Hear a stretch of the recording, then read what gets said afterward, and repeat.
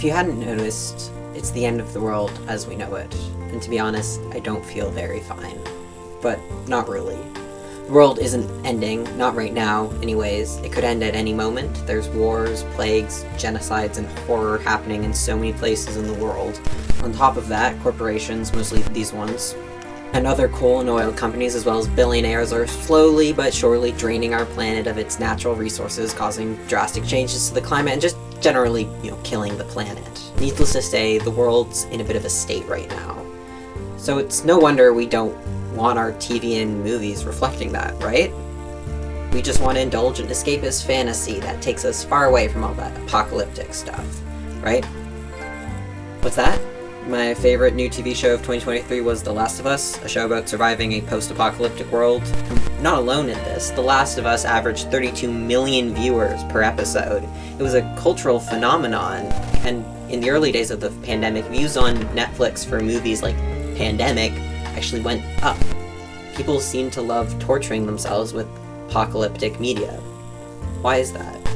First, to be clear, what is an apocalypse? There are two definitions of apocalypse, for which I will do the thing all my English professors told me not to do, and quote the dictionary.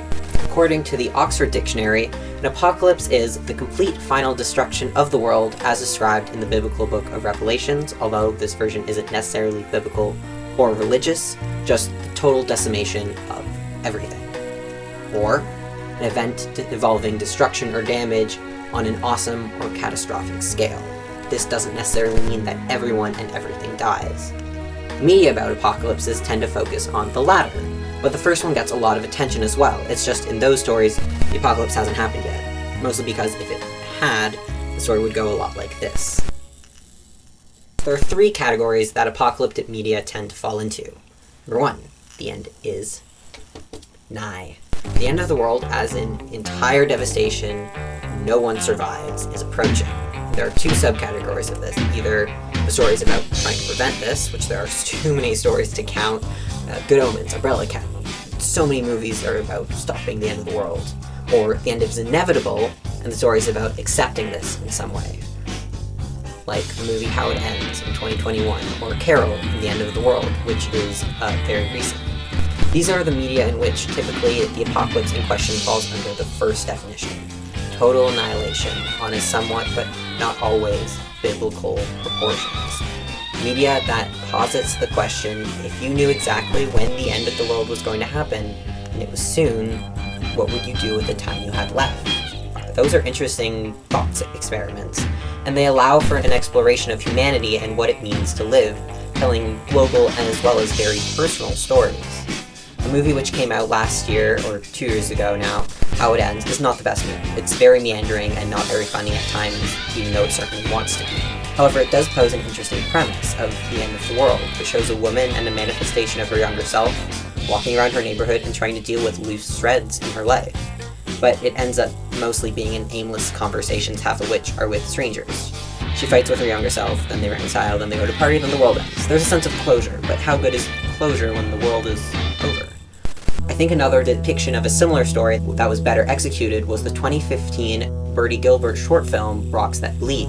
Rocks That Bleed is about two brothers who try to fix their broken relationship at the end of the world.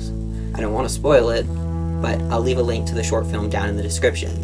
It focuses on a very personal and human experience of asking, what would you want to do if you knew the world was ending? A question which was asked most recently in Carol and the End of the World. Carol and the End of the World is a very recent Netflix animated series. It is set in a world where, due to a moon imminently making impact with Earth, life has stopped functioning normally as everyone is seizing the day and making the most of their lives. But the show follows a middle-aged woman named Carol, who is not as ready to carpe diem as everyone else around her. The show is really well done, and I highly recommend that people watch it. It captures a very specific sort of melancholy and existential dread of not knowing how to seize the day, even knowing you have limited time left, but you still just want to have a normal life. It goes further than that, obviously, and I don't want to spoil anything again, but I think this might be one of the best examples of this first type of apocalyptic media. There's also another subcategory where there's a chance that a small percentage of the human population can survive the end of the world, usually by hiding in a bunker or escaping on a rocket ship, something like that. Stories about this often shows just what people will do in order to survive. revealing the worst and best of humanity, and whose survival they deem the most important.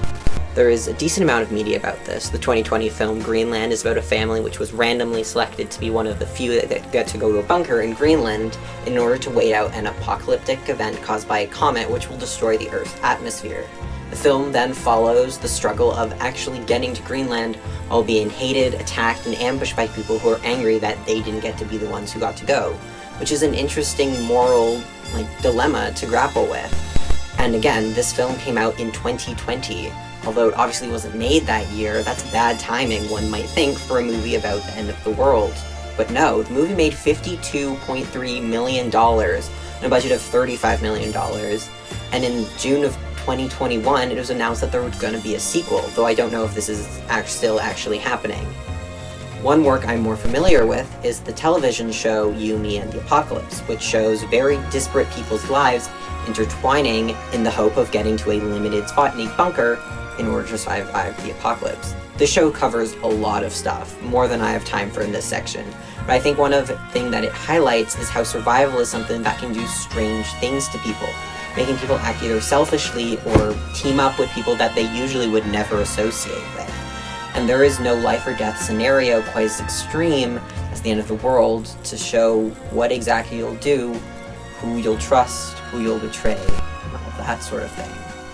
Though it would be nice to have a doomsday clock to allow for people to live their lives to the fullest, or even if it's just a mad scramble for survival, there might be some reassurance in a solid timeline before, bang, it's all over, nothing remains. But until the sun explodes in a couple billion years, that's unlikely to happen. Something always remains. The end of the world isn't something that just happens, it's something people go through. The second version of the end of the world, apocalypse happens during the story. The world is still there, to a degree. It isn't a total annihilation, but instead a devastating shift to the status quo, enough to seem like an apocalypse. Zombies are the most popular example. According to the questionably reputable source, which is IMDb, there are 272 official big zombie movies.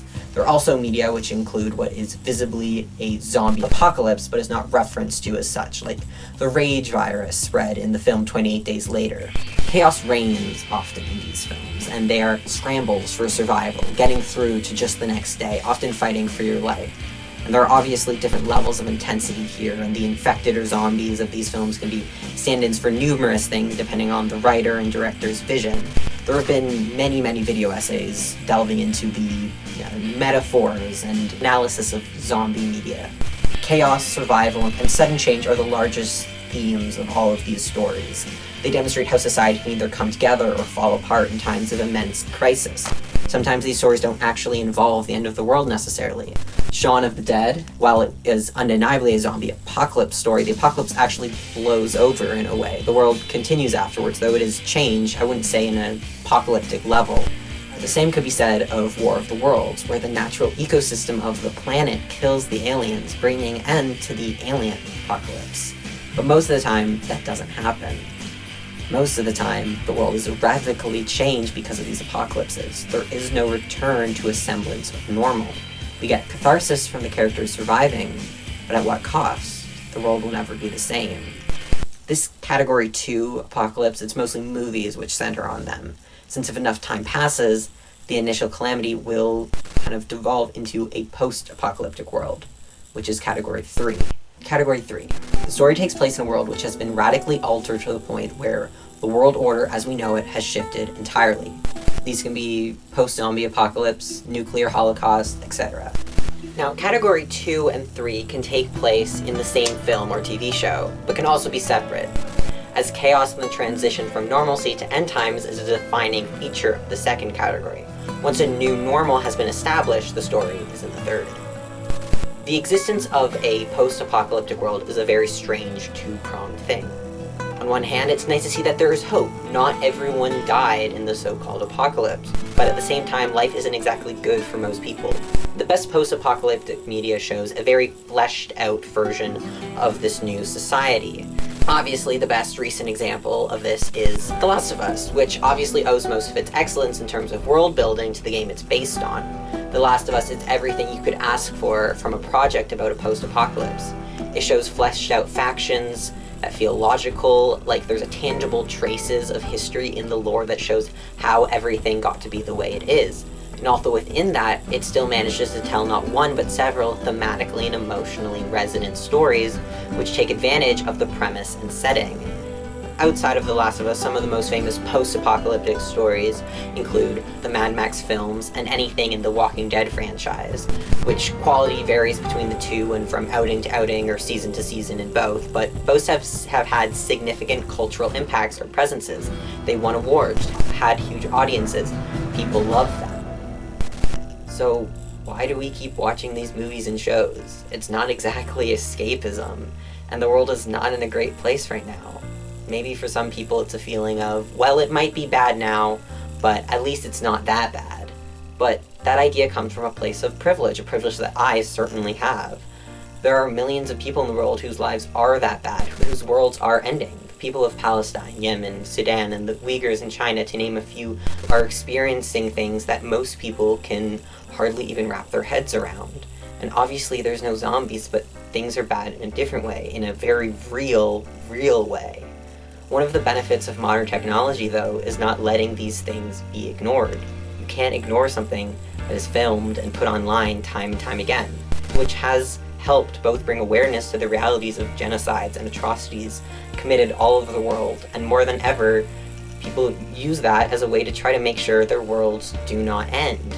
We can watch these movies about survival, and maybe that can give us hope for survival for everyone. Because if current events have proven anything, the apocalypse or the end of the world, whenever that may be, it will be televised, or at least it will be on video.